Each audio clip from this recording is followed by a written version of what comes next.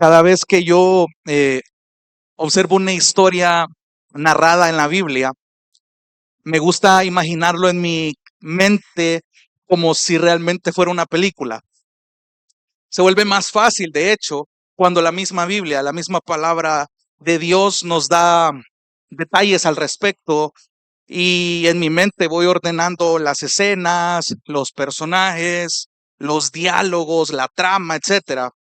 Y de hecho es bien curioso, fíjense, porque si investigamos un poco acerca del lenguaje del cine, el largometraje por ley es una película que dura más de una hora. El cortometraje dura menos de 35 minutos. ¿Por qué le estoy diciendo esto? Ya voy a llegar a este punto.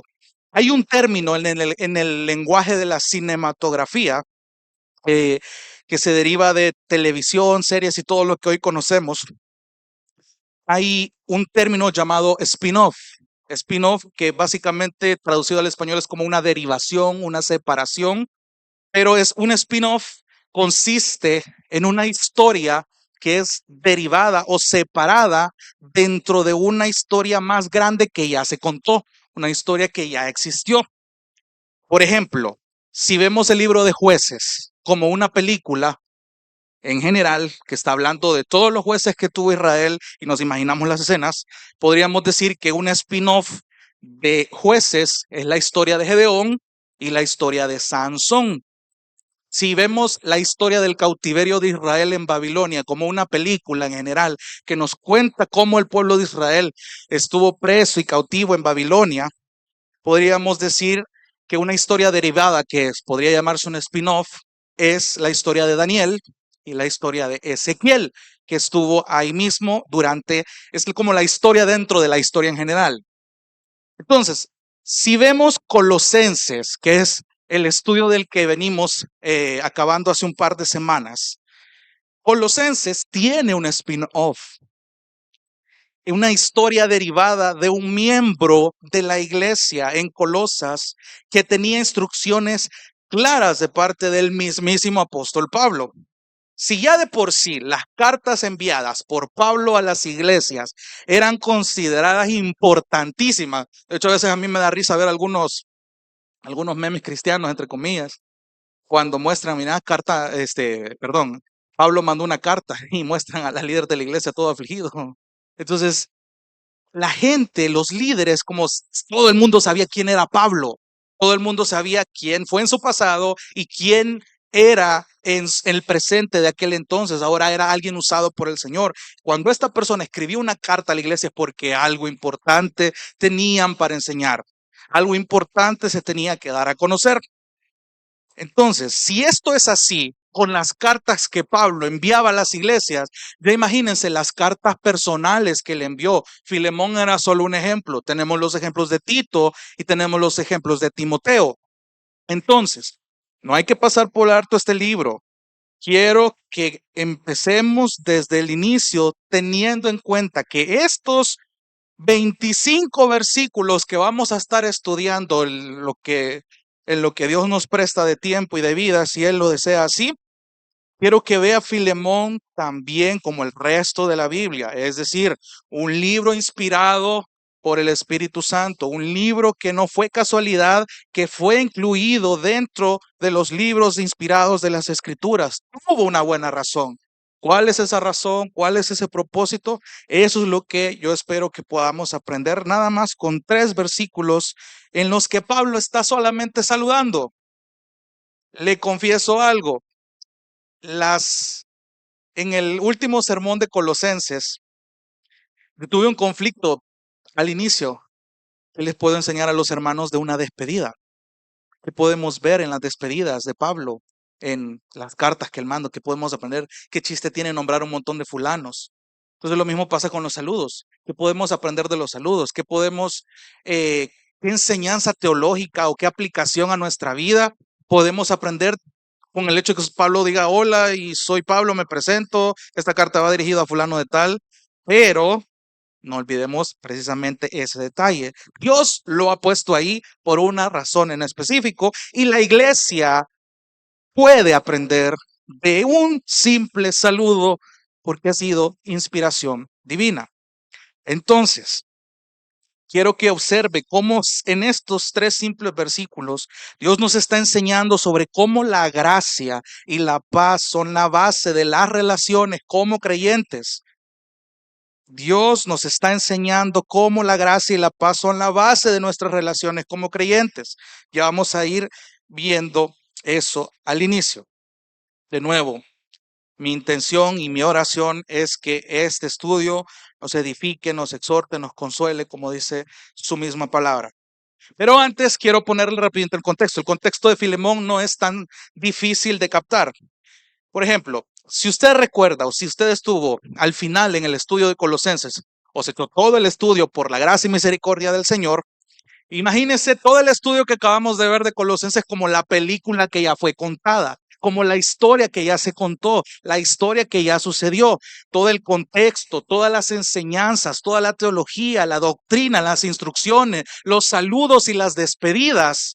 Todo eso formaba parte de la carta que Pablo mandó a la iglesia en Colosas.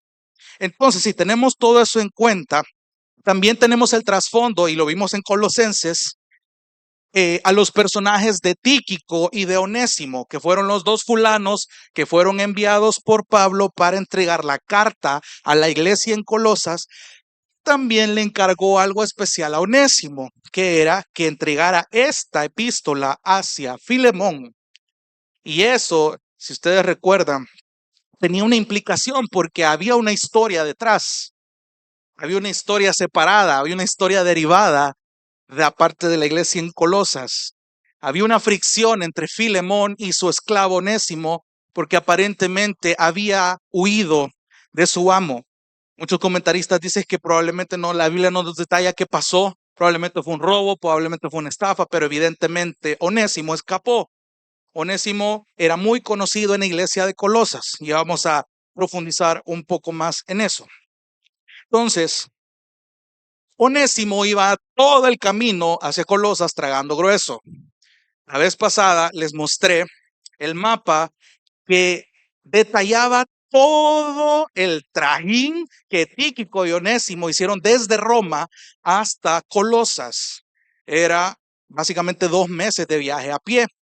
Entonces, en todas las epístolas, y ese es un dato interesante, en todas las epístolas que Pablo escribe, son como 12 o 13 libros del Antiguo Testamento, había un saludo recurrente que no era simplemente una muletilla, sino que comunicaba algo intencional que él quería dejar en la mente de quienes enviaba esta carta.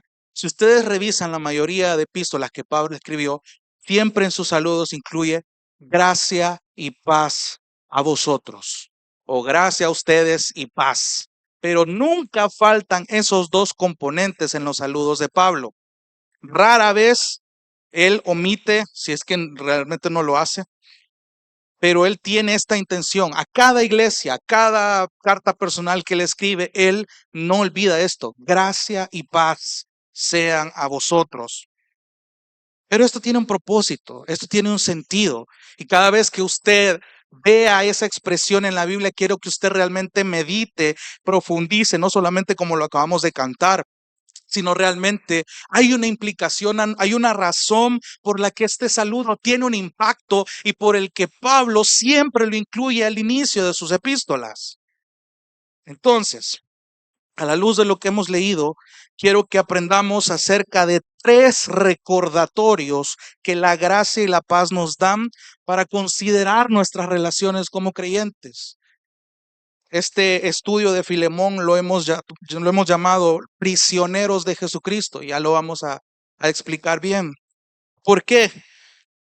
No es ajeno para el Señor que nosotros como iglesia, que nosotros como nuevos creyentes, como personas que hemos nacido de nuevo, somos llamados a forjar relaciones sanas, a edificarnos unos a otros, a soportarnos unos a otros, a tenernos paciencia, a perdonarnos. Ya lo vimos en Colosenses, todo lo que implica el nuevo nacimiento, todo lo que implica aguantar una ensalada de personalidad de pecadores dentro de un lugar llamado iglesia. Ahora, ¿cómo se hace eso? ¿O partiendo de qué podemos comenzar a ejercer estas relaciones? Y eso es lo que Pablo intenta recordarnos a través de la gracia y de la paz. Entonces quiero empezar con el primero de los tres puntos, y es que la gracia y la paz nos recuerdan cuál es nuestra identidad. La gracia y la paz nos recuerdan cuál es nuestra identidad. Vea el versículo 1. Solamente las primeras, 5 palabras.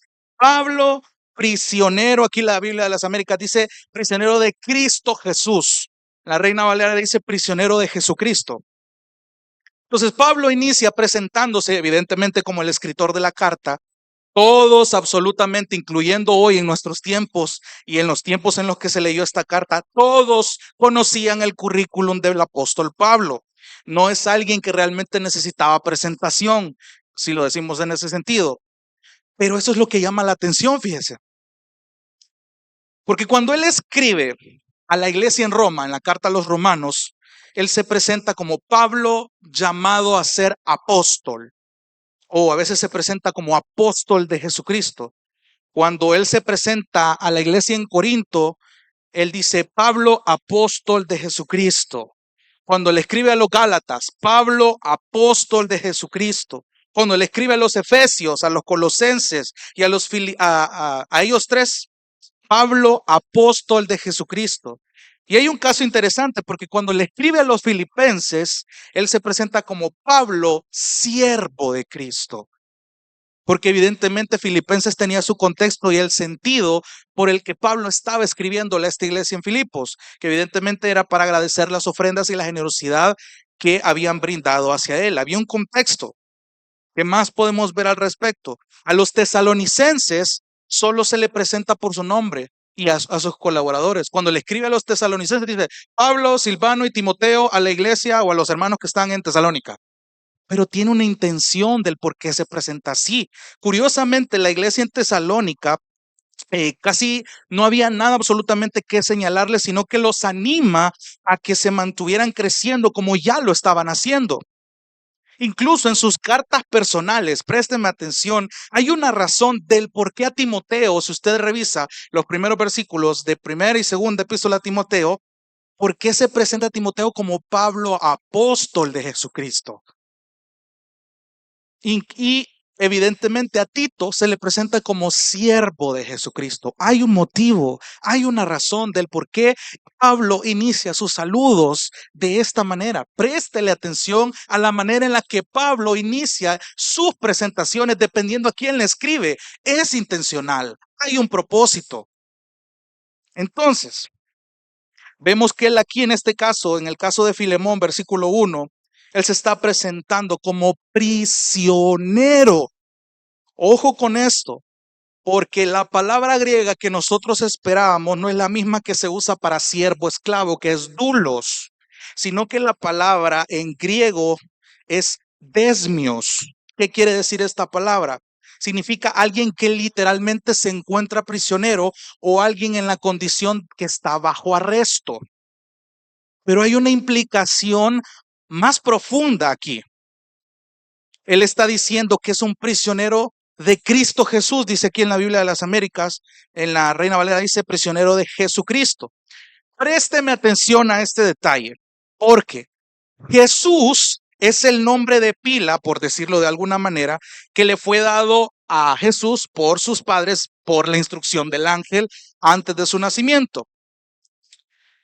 Pero el título de Cristo significaba el ungido, un título que solamente los judíos le atribuían al Mesías, al elegido. Alguien que era llamado el ungido significaba que era alguien escogido de una manera especial por el mismo Dios. El mismo Dios del Antiguo Testamento, el mismo Dios que otorgó la ley, el mismo Dios que otorgó, que permitió juicios, que ejecutó juicios, el mismo Dios que hizo milagros, el mismo Dios que creó todo. Ese Dios escogió a alguien que iba a ser llamado el elegido, el ungido. Eso significa la palabra Cristo. Y esto va a ser importante para que usted entienda por qué Pablo se esfuerza en todas las epístolas que él escribe, llama a Jesús el Cristo. Por eso es que en unas versiones dice Cristo Jesús o en otras dice Jesucristo. Usted está ahí diciendo Jesús el ungido o el ungido Jesús. Y esto tiene un peso, esto tiene un enorme peso, porque básicamente estamos diciendo que Jesús es este ungido o es el Mesías elegido por el Señor. Entonces, ¿por qué le digo esto? Porque Pablo está diciendo entonces que no solamente lo saluda a Filemón en su condición literal de alguien bajo arresto, sí, es verdad, pero él quiere comunicar algo más, sino que él es un prisionero que le pertenece a este Jesús que fue elegido especialmente por Dios, este Mesías, este ungido, una presentación muy interesante. Y esto le está transmitiendo algo a Filemón. La manera en que Pablo se presenta de esta manera, él lo está haciendo de manera intencional. Lo está haciendo como un amigo. Lo está haciendo como alguien íntimo, como alguien cercano.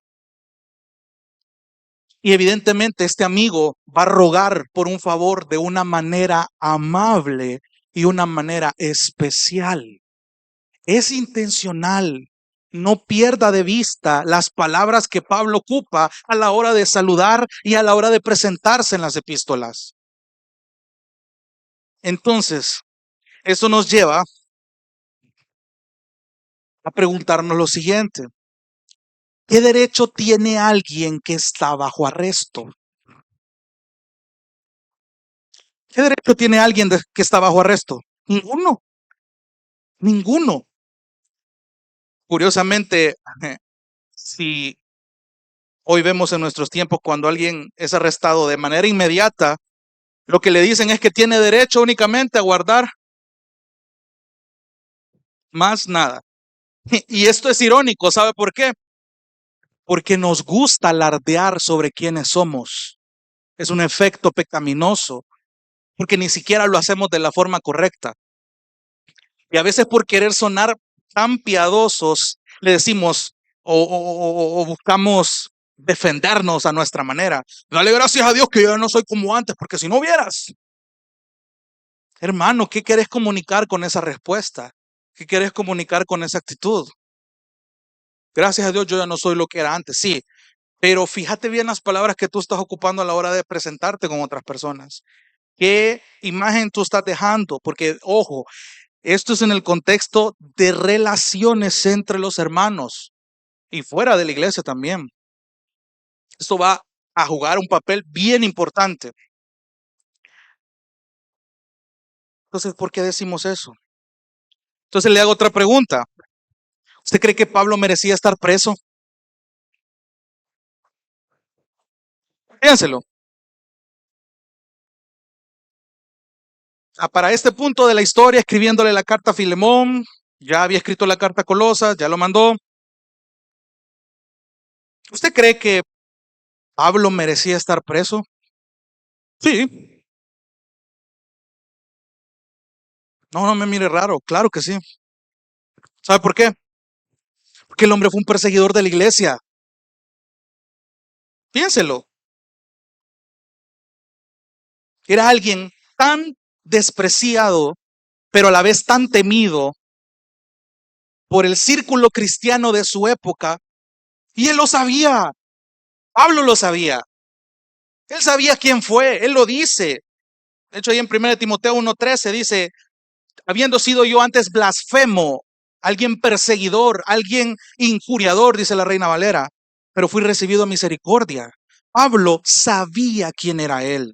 Sabía aquellas personas a las que él mismo asesinó, a las que él arrastró, a las que por su decisión fueron asesinadas.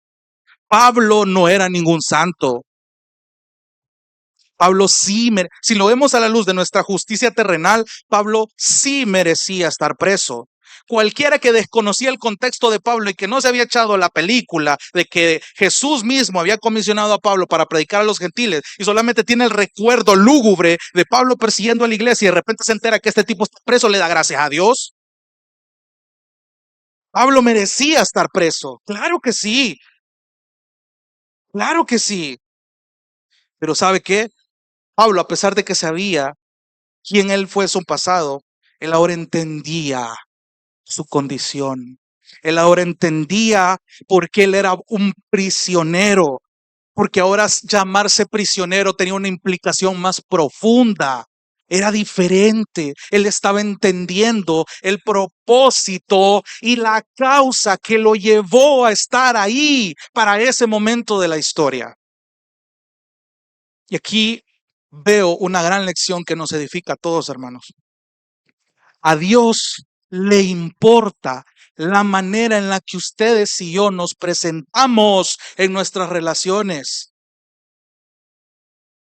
¿De qué forma te presentas ante los creyentes y ante los que no lo son? ¿Qué presentación tiene la gente de tu persona, hermano, hermana? Ojo, no estoy diciendo que vivamos dependiendo de la imagen que los demás tienen de nosotros. No me estoy inclinando a ese extremo.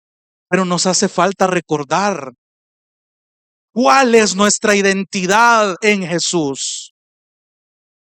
De nuevo, se nos olvida, muy involuntariamente. ¿Quiénes somos en Jesús? ¿Qué identidad nos da Jesús? Te ayudo. Somos prisioneros. Haga una plana si quiere. Somos prisioneros. Somos prisioneros. Y de hecho no va a ser la única vez que Pablo usa esta expresión. ¿Sabe por qué somos prisioneros? ¿Qué implica eso? ¿Qué implica ser un prisionero en este sentido que Pablo está queriendo comunicar? Significa que cedimos nuestros derechos a nuestro amo y nuestro Señor, el que nos rescató. Ya no puede vivir como a usted se le da la gana.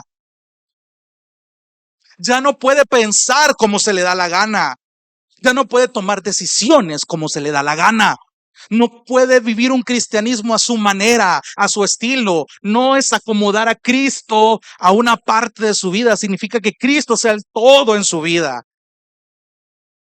Y eso va a implicar sacrificios, decisiones, maneras de actuar y de pensar que no nos van a gustar, que va a ser muy incómodo al inicio, que muchas veces nos va a frustrar porque no nos va a salir a la primera. Hermano y hermana, bienvenido al Evangelio de Jesucristo.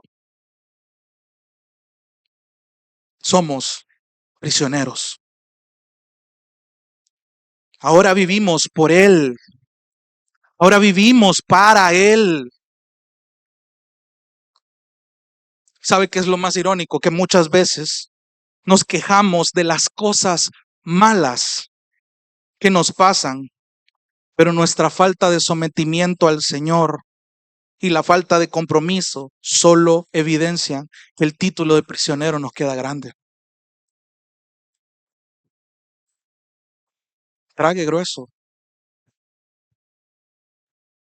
Necesito decírselo de nuevo. Muchas veces nos quejamos por nuestras aflicciones, pero cuando analizamos nuestra vida vemos una falta de sometimiento al señorío de Cristo. No nos comprometemos como realmente debemos. Nos queda grande el título de prisioneros. Esto debería confrontarnos. ¿Por qué cree usted que Pablo se presenta de esa manera ante Filemón? Porque sabía que el reto que le esperaba a este prójimo era grande.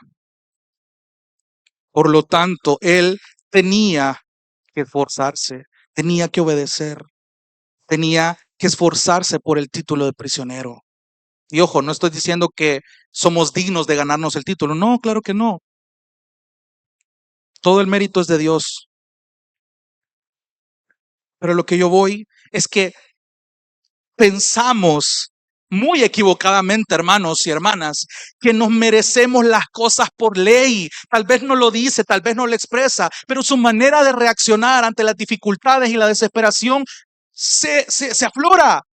Es que yo me lo merezco, es que yo no puedo estar satisfecho si yo no tengo lo que quiero de esta manera. No, no estoy conforme como el Señor me tiene, porque yo antes estaba de otra manera, cuando me iba mejor y no me comprometía a este estilo de vida, me iba mejor, me merezco esto. Está quedando grande el título de prisionero. No has entendido. ¿Sabes qué te dice la Biblia? Que realmente mereces al no someterte al Señor y vivir una vida fuera de Él. ¿Sabes lo que mereces? El infierno. Eso mereces. Eso mereces. Si nos ponemos a ver toda la perspectiva de Dios, eso es lo que usted y yo merecemos cuando no nos estamos comprometiendo con Él. El infierno. Uy, hermano, qué pedrada eso. De hecho, quien más evangelizó sobre el infierno fue el mismo Jesús.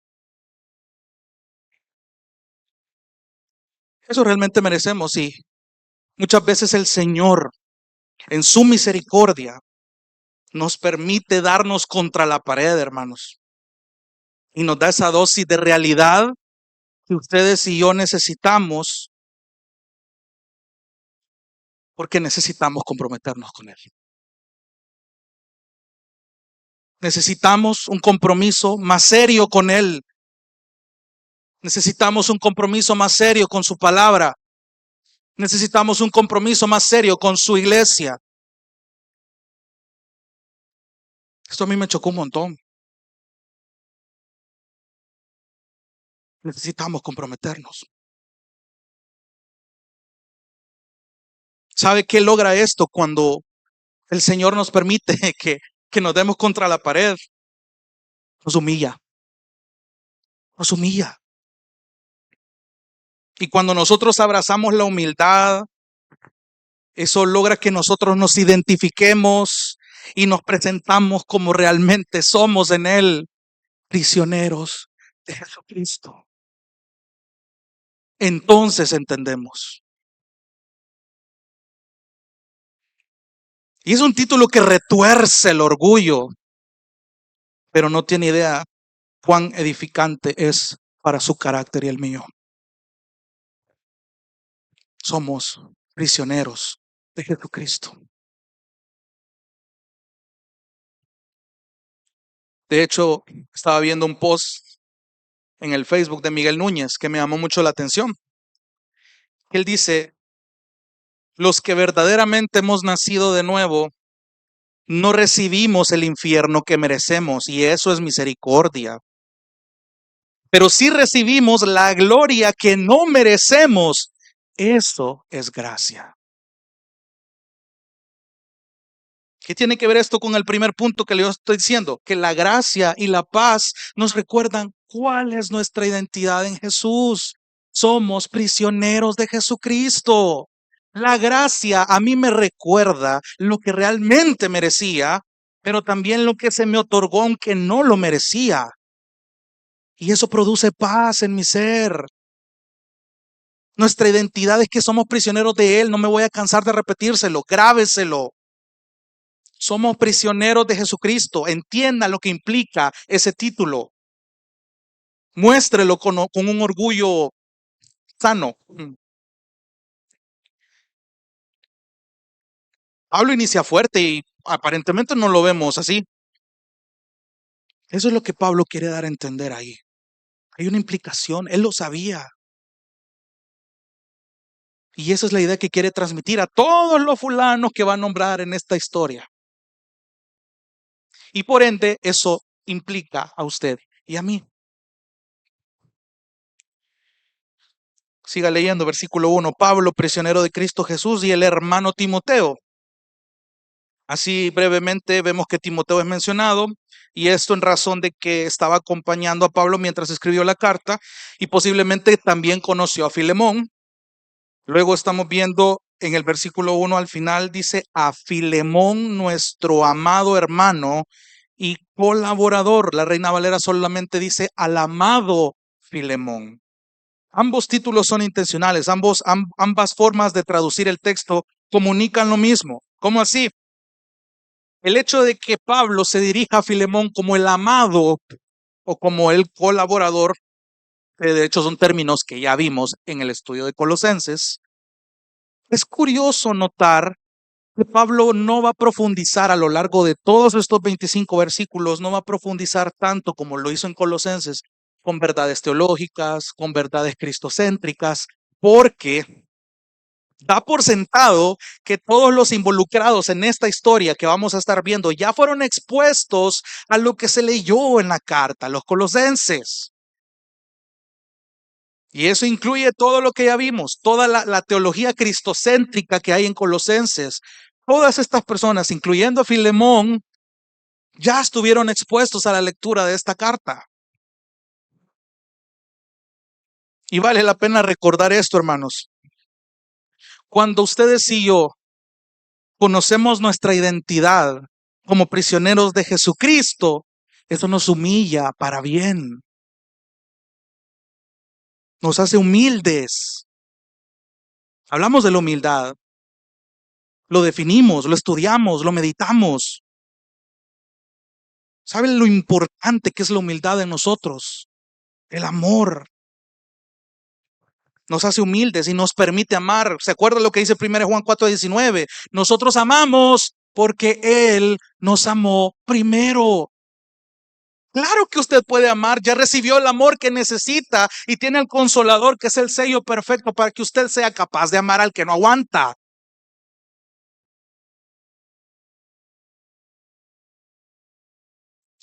Y cuando usted entiende ese amor, lo razona y entiende que hay un compromiso de que usted tiene que amar al que no le agrada, al que le cuesta, pero hay un compromiso, hay una responsabilidad como prisionero de Jesucristo que conlleva ese amor, y eso me inclina a actuar con el propósito de edificar al cuerpo de Cristo. Y eso, al igual que Filemón, nos vuelve colaboradores, nos vuelve participantes de la edificación del cuerpo de Cristo.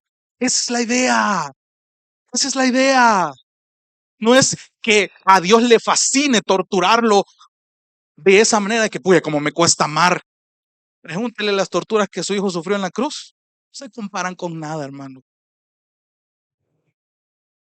De hecho, solo présteme atención de cómo se presenta Pablo en algunos pasajes. Por ejemplo, en Efesios 3:1 dice: por esta causa yo, Pablo, prisionero de Cristo Jesús, por amor de ustedes, los gentiles. Pablo entendía este título. Pablo sabía la implicación de ser un prisionero de Jesucristo.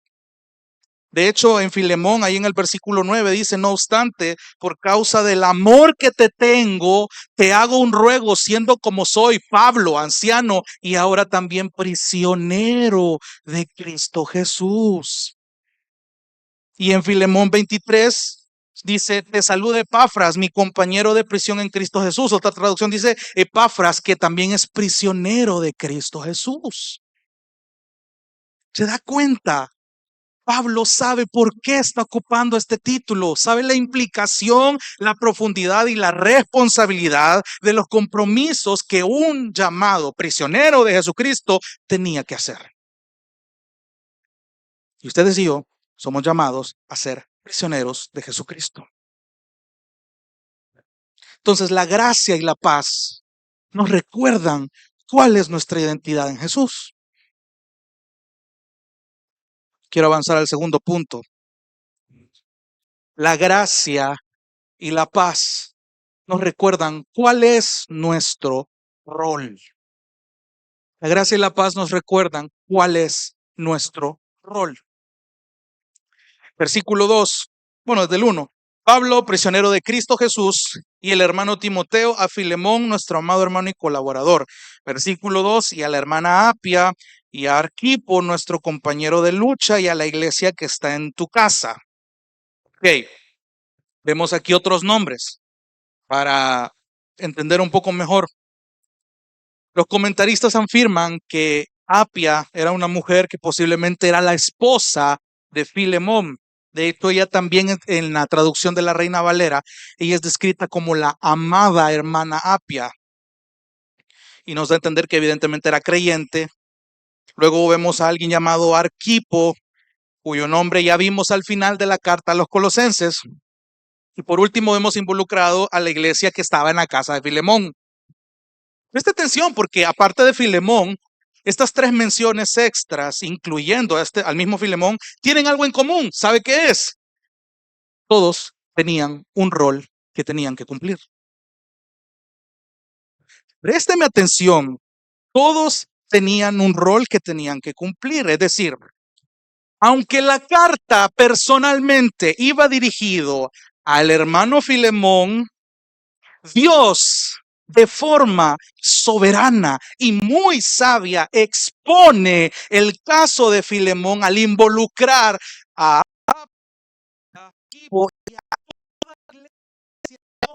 su casa. Esto no es un Colosenses 2.0, pero tampoco la burbuja se encierra solo entre Pablo, Onésimo y Filemón. Dios quería dejar una lección de la cual no solo unos cuantos fueran edificados, sino toda la iglesia. Ojo con esto. Sabemos que la carta más adelante va a tocar el caso de Onésimo, pero quiero que usted piense ahorita. Apia conocía a Onésimo, Arquipo también, Epafras, que era el fundador de la iglesia en Colosas también, y toda la iglesia en Colosas, que se reunía en la casa de Filemón, sabían que Onésimo era el esclavo que huyó de su amo. Entonces, Pablo estaba preparando el terreno para lo que se venía respecto a esta situación, porque esta carta iba a ser leída en la iglesia también. ¿Se da cuenta? Entonces, quiero que profundicemos un poquito más. Veamos el caso de Apia. Como esposa, es lo que la mayoría de comentaristas afirman. Si el caso es así, Apia, como esposa de Filemón, tenía que cumplir un rol. Tenía que recordarle a Filemón, su esposo, lo que Pablo le había instruido en la carta a los colosenses. Una mujer que posiblemente sabía de teología, fue expuesta al mismo evangelio, fue expuesta a la misma doctrina, a las mismas advertencias, a las mismas instrucciones. Sabía toda la doctrina sobre este Jesús, Cristo, ungido, Mesías. Cómo cómo Pablo desarrolló toda esta cristología. Apia sabía de las falsas enseñanzas, de cómo se tenían que tratar. Supo de la nueva vestimenta espiritual que a muchos le chocó, y estoy seguro que a ella también. ¿Qué implica perdonarse, soportarse, mostrar amor, paciencia? Claro que esta mujer lo tenía muy en cuenta. Tenía que mostrar también estos frutos. ¿Se imagina la mentalidad de Apia cuando se leyó aquel texto en Colosenses que dice, sopórtense unos a otros, perdónense unos a otros de la forma en la que Cristo los perdonó? Y aquí veo otra lección. Hermanas, amadas, esposas, futuras esposas y las que aspiran a hacerlo, esto es para ustedes. Dios les ha asignado un rol tan importante como esposas. Les ha dado el nombre de ayudas idóneas de sus maridos, porque Dios sabe que ustedes son una influencia para sus maridos. ¿En qué sentido? En las decisiones. Una esposa influye grandemente o debería de influir en las decisiones, debería ser tomada en cuenta para las decisiones de su esposo. No tienes idea, esposo, de la sabiduría que el Señor puede vertir en la mente de tu esposa si la tomas más en cuenta. Y ojo para los solteros, porque eso también lo tienen que anotar.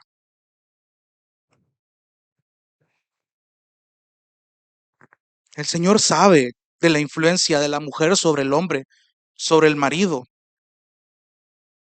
Y no hay nada más precioso que glorifique a Dios que una esposa que conoce su Biblia.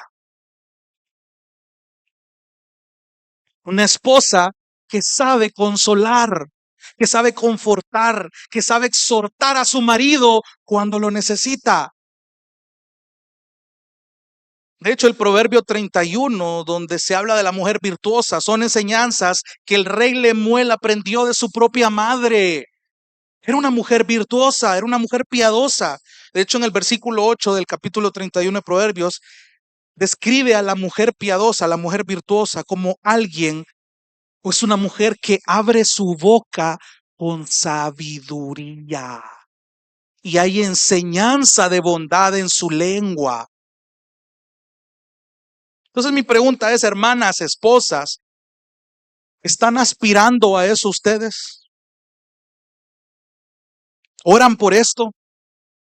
¿Oran por ser estas mujeres virtuosas? O sea, la misión no se acaba cuando ya te casaste.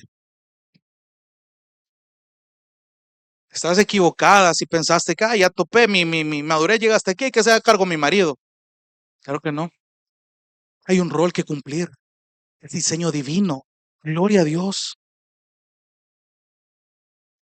Cualquiera me podría decir, ¿y vos qué sabes si ni casado estás? Es que, hermano, es una instrucción divina. No me lo he inventado yo. Eso también lo anoté yo. Entonces, hermanas, Dios les ha asignado un rol importante, no lo olviden. Ténganlo en cuenta. Oren por ellos. Esposos, oren por sus esposas. He visto testimonios de cuán importantes son en momentos difíciles para los esposos. Les recuerdan verdades bíblicas que probablemente en medio de su aflicción olvidan o pasan por alto. Gloria a Dios porque es un diseño divino. Entonces Apia tenía un reto para la situación que le esperaba, como la esposa de Filemón. Se le venía una buena. Ahora veamos el caso de Arquipo. Al final de Colosenses, en el capítulo 4, Pablo le dijo ciertas palabras a Arquipo. Le dijo, cuida el ministerio que has recibido del Señor para que lo cumplas. Eso fue lo único que le mandó a decir Arquipo cuando le mandó la carta a los colosenses. ¿Sabe qué le dijo en otras palabras? Cumple tu rol. Cumple tu rol. Cumple tu rol. Aquí en el versículo 2, Arquipo es descrito como compañero de milicia, dice la reina, perdón, la Biblia de las Américas, la Reina Valera, perdón. Pero aquí en la Biblia de las Américas dice compañero de lucha. Eso ya da a entender, bueno, muchos se debaten, de hecho, si este Arquipo, aparte de ser uno de los líderes de la iglesia en Colosas, que colaboraba con Epafras en la casa de Filemón, era hijo de este Filemón. Y hay un montón de debates de si era hijo, si no era hijo. Sea o no el caso ese, sí hay un dato comprobable, y es que Arquipo era un líder en la iglesia, al igual que Epafras. Al momento de que se envía esta carta, Epafras estaba con Pablo ahí en Roma y él estaba cubriendo su cargo, él estaba cumpliendo su rol. Y con todo el relajo que se había armado en Colosas, Arquipo tenía un compromiso, una responsabilidad que se le estaba olvidando, que tenía miedo. Y por eso Pablo le dirige unas palabras al final de Colosenses. Cumple tu rol, cumple tu rol. El Señor te ha puesto ahí por una razón. Cumple tu rol.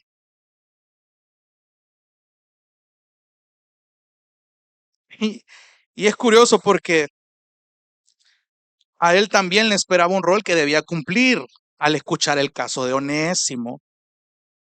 ¿Cómo debía actuar Arquipo siendo líder de la iglesia con el caso de Onésimo? Y de hecho el drama aumenta si abrazamos la teoría de que Arquipo era hijo de Filemón, podía existir un resentimiento de tamaño familiar hacia Onésimo. ¿Te imaginas, hermano, que una familia entera te odie? Que una familia entera esté resentida con vos y vos vas exclusivamente mandado por un apóstol a mandarle una carta a esta familia. Ese era el reto de Onésimo.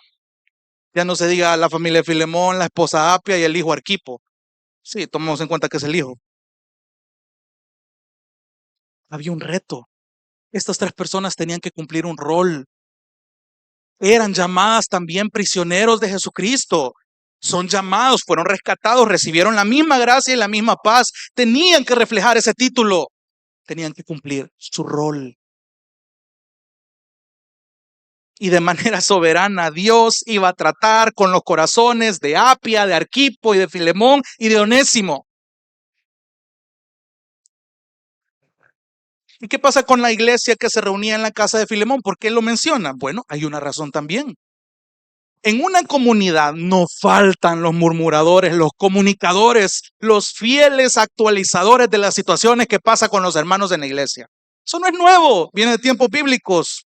Y probablemente conocían la situación que había pasado con Onésimo y Filemón. O sea, había un chambrosos en la iglesia, pues. Imagínense esta iglesia, después de haber escuchado esta carta de Filemón, todas las miradas iban hacia Filemón y a su familia.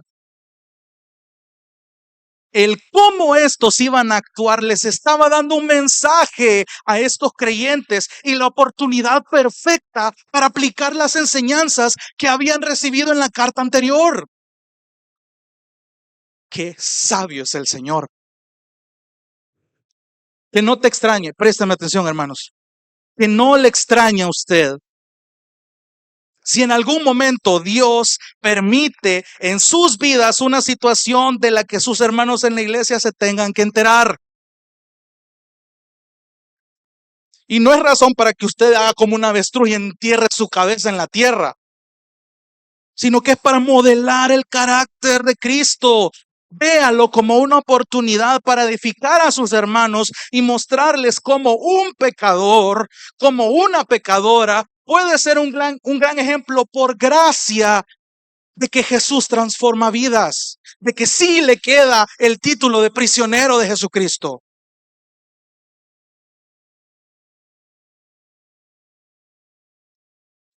Primera a los Corintios 12:18 dice que Dios ha colocado a cada uno de los miembros en el cuerpo según le agradó.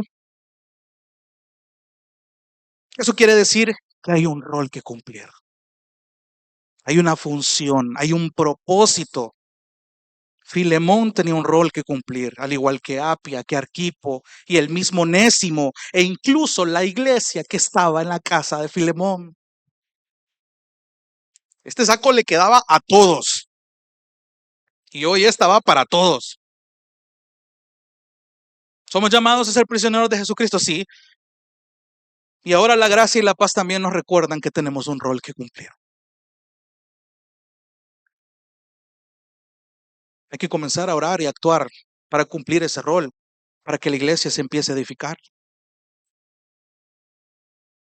De nuevo, entender que por gracia recibí algo que no merecía en lugar de algo que sí merecía, me permite a mí someterme en amor y obediencia al señorío de este Jesús que me da una identidad y con esta identidad me da un rol que yo debo cumplir dentro del cuerpo. Somos llamados a edificar al cuerpo y ahí viene de nuevo esa paz. Présteme atención, porque esta paz va a venir aunque esto requiera decisiones difíciles. Hay una paz, ojo, hay una frase que yo lo ocupaba muy mal. Es que yo tomé esa decisión porque era lo que más paz me daba. Cuidado con eso. No es esa paz. No es esa paz. Hermano, muchas veces tomar decisiones para la gloria de Dios no te va a dejar ni dormir. Tomar las decisiones correctas que implican un sacrificio, que implica que muras a vos mismo, que cargues tu cruz y que realmente te quede el título de Jesucristo, no te va a traer tranquilidad. No te va a dar la paz que vos esperas tener.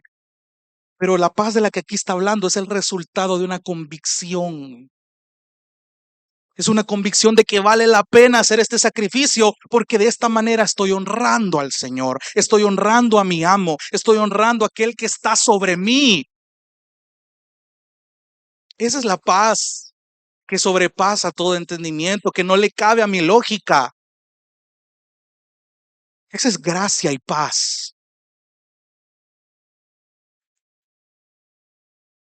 La gracia y la paz, como ya vimos en el primer punto, nos recuerdan cuál es nuestra identidad. Y ahora la gracia y la paz nos recuerdan cuál es nuestro rol y quiero ir terminando en el último punto de que la gracia y la paz nos recuerdan nuestra redención. Veamos desde el versículo 1 de nuevo.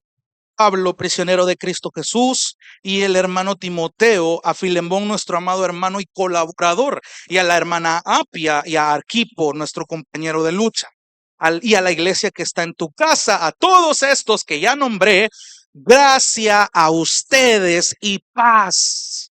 Dejémoslo hasta ahí. Y aquí quiero tomarme los minutos que me quedan porque este es el meollo del asunto. ¿Cuál es la intención de Pablo de saludar a cada iglesia o en cada carta personal al decir gracia y paz a vosotros? Esto es algo sencillo, o sea, yo no le voy a venir a presumir el montón de términos, tecnicismos teológicos, etcétera. Es algo sencillo, pero es algo que yo quiero que se dé cuenta de lo hermoso, de lo maravilloso que es este tesoro que Pablo menciona y que usted y yo no debemos pasarlo por alto cada vez que leamos la Biblia. Y espero yo que la esté leyendo. Recordemos, ¿se acuerda en el último estudio de Colosenses? En el sermón que yo titulé Una gracia soberana, hubo una cita de un teólogo llamado Abraham Booth, que me encanta cómo él define la gracia. Y dice que la gracia es el eterno y absoluto favor libre de Dios. Ok. Entonces, este favor libre de Dios es manifestado en conceder bendiciones espirituales y eternas. ¿Sabe a quién? A los culpables e indignos. Esa es la gracia. Entonces, la pregunta es, ¿cuáles son estas bendiciones espirituales que usted y yo hemos recibido? Empecemos por la más obvia, salvación. Salvación. Solo empezar por ese punto de partida, hermano, a usted debería erizársele la piel. Pero ¿sabe por qué damos la salvación por tanto por sentado como si mañana van a haber 3 pupusas de frijol con queso en la casa? A ese nivel rebajamos nuestra salvación. Ah, sí, sos salvo. Por eso no le haya sabor a las predicaciones, a las alabanzas, a su tiempo en la iglesia. No se quiere comprometer, no le haya sentido a la comunión, se quiere ir rápido. Huye de la comunión. Pero cuando usted entiende que la mayor bendición espiritual consistió en su salvación y entiende la profundidad de eso, usted debería de ser agradecido, por lo menos comprometiéndose con el Señor, con su palabra y con la iglesia. ¿Sabe qué más ha recibido usted? Redención, justificación. Usted fue sustituido por el mismo Hijo de Dios. Usted ya lo sabe, pero se le olvida. ¿Sabe qué más recibió? Santificación. Dios ya no lo ve como el podrido pecador que se está muriendo, que está muriéndose hacia la condenación. Ahora mira a Cristo puro dentro de usted. Y ahora que vive en un mundo caído, se esfuerza por parecerse a Él. Eso es un regalo de gracia. Esa es una bendición espiritual. Efesios 1 le da una lista completa de todas las bendiciones espirituales que ya tiene. Ya las tenemos. Le pregunto algo, ¿merecía todo eso usted?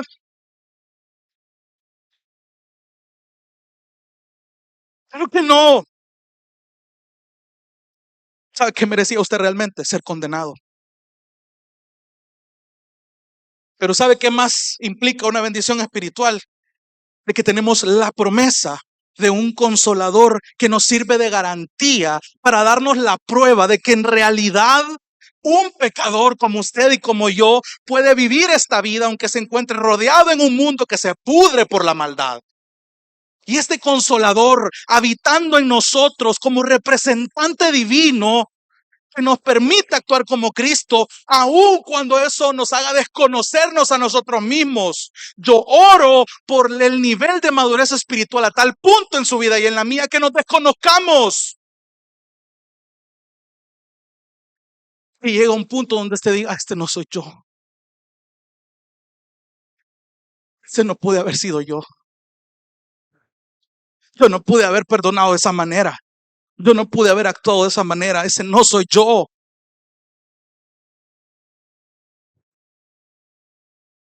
Ese es Cristo en mí.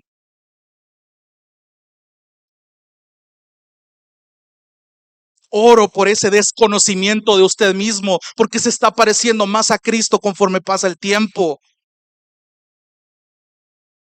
¿Sabes qué más tienes, hermano y hermana? Tienes la bendición de una promesa de que un día Él va a volver. Él va a volver por los suyos y vamos a estar con Él por la eternidad. ¿Merecías eso? No. Pero lo tienes. Eso es gracia.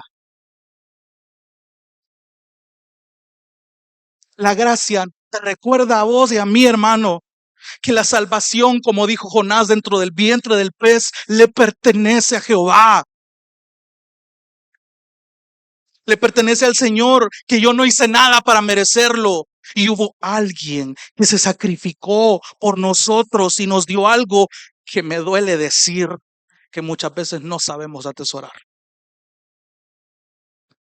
por nuestra falta de compromiso al Señor, a su palabra y a su iglesia.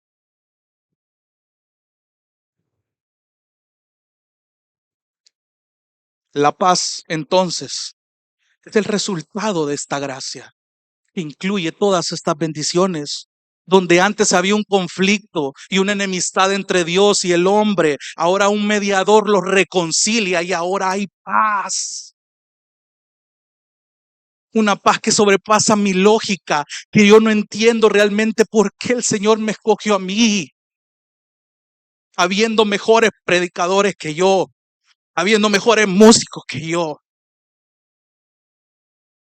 Tu silla la pudiera llenar un creyente mejor que tú, y el Señor te ha escogido a ti para que estés acá. Eso es gracia, eso es paz.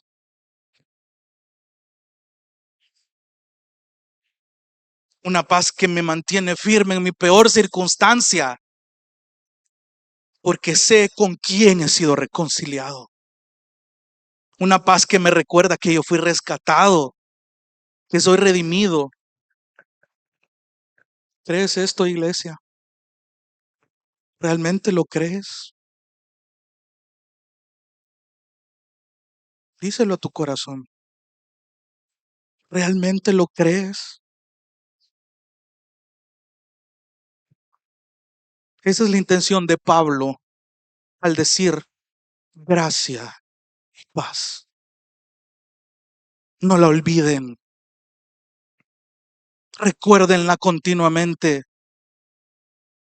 Y el mismo versículo 3 nos dice de quién viene esta gracia y esta paz.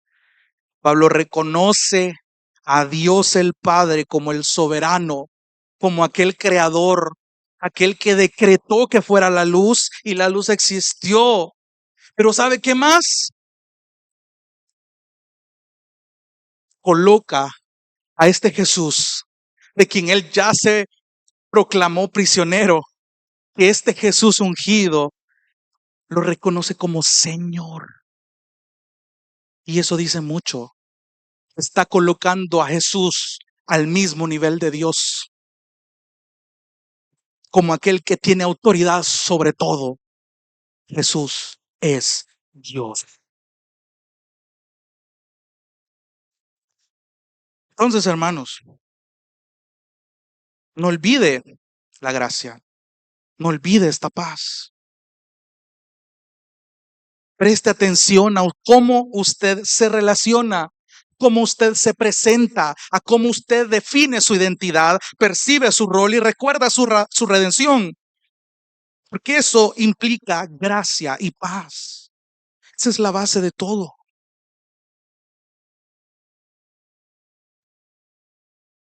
A Dios le interesa cómo usted y yo nos vamos a relacionar dentro de la iglesia y fuera de ella. Y oro porque el Señor pueda hacer de ustedes y de mí instrumentos para su gloria a través de nuestras aflicciones.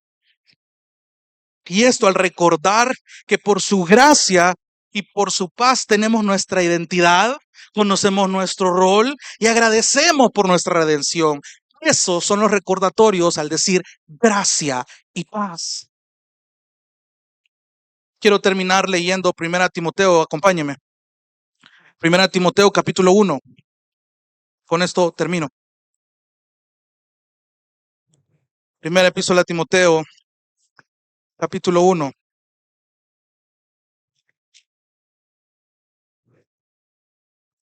Capítulo 1 es interesante porque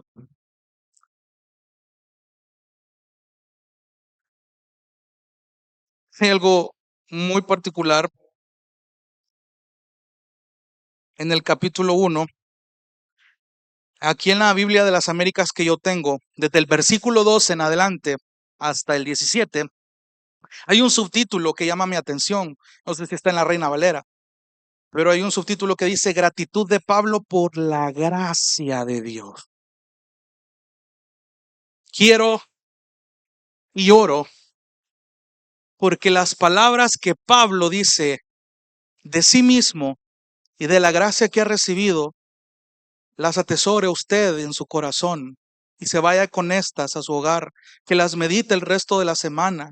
Conozca lo descuidado que ha estado en su compromiso con el Señor, que le pida perdón y que le agradezca, porque a pesar de ello, Él le ama.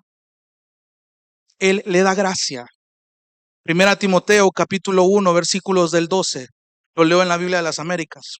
Pablo está diciéndole, doy gracias a Cristo Jesús, nuestro Señor, porque me ha fortalecido, porque me tuvo por fiel, poniéndome en el ministerio. Hermano, Dios te ha puesto en esta iglesia, en esta comunidad de pecadores, que sean tus hermanos y hermanas. Versículo 13. Aún habiendo sido yo antes blasfemo, perseguidor y agresor. Todos tenemos un pasado del que no estamos orgullosos. Sin embargo, se me mostró misericordia porque lo hice por ignorancia en mi incredulidad. Muchas veces no sabíamos lo que estábamos haciendo. Versículo 14, pero la gracia de nuestro Señor fue más que abundante con la fe y el amor que se hallan únicamente. ¿En quién? ¿En quién? En Cristo Jesús. Versículo 15, palabra fiel y digna de ser aceptada por todos. Vale la pena que ustedes tengan por fiel y atesoren en su mente y en su corazón lo que estoy a punto de decirles, dice Pablo. Cristo Jesús vino al mundo para salvar a los pecadores, entre los cuales yo soy el primero. ¿Cuál orgullo estás viendo aquí, hermano? El currículum de Pablo aquí no le importó nada. Él se está describiendo como el primero de la lista de pecadores. Yo soy el primero, versículo 16. Sin embargo, por esto hallé misericordia para que en mí, como el primero, Jesucristo demostrara toda su paciencia como un ejemplo para los que habrían de creer en él para vida eterna. Hermano, el Señor puede hacer de tu vida un gran ejemplo, no para que te jactes vos, sino de un ejemplo de cómo Dios transforma a pecadores, que Dios los rescata y que se desconoce quién era este sujeto y desconozco aún más quién es ahora en Cristo.